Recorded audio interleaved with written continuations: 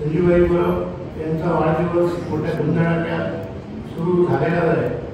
वेगवेगळ्या ठिकाणी कार्यक्रम होत आहेत.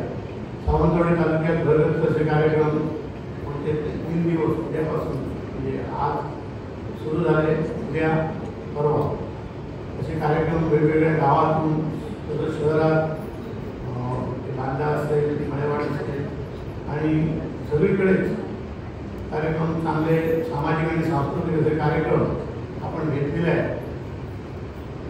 सांगायचं झालं तर संजीवबाई एक असं नेतृत्व आहे की जे दीपकभाई केसरकर आणि निलेश राणे साहेबांच्या मार्गदर्शनाखाली काम करत आहे.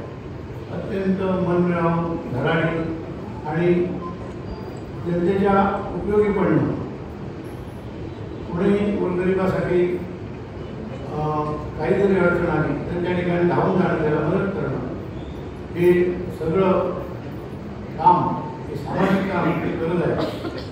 आणि अशा नेतृत्वाचा वाढदिवस जेव्हा उत्साहाने झाला पाहिजे, त्यांना कुठल्याही माणसाला जेव्हा शाबासकीची थाप बसते त्याच्या पाठीवर, त्यावेळी त्याचा उत्साह आणखीन वाढतो. आणि संजीवबाई असतील आणि त्यांचे सर्व सहकारी असतील, दीपकबाईंचे सर्व सहकारी असतील, हे सगळे एक दिलाने या आमच्या मतदारसंघामध्ये काम करत आहे.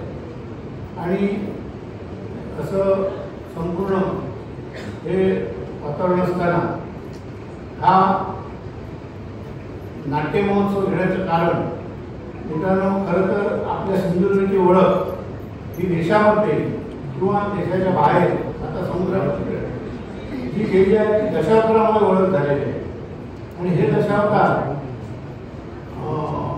जो आपला वंश परंपरागत जी कला आहे त्या कला ही टिकली पाहिजे आणि ती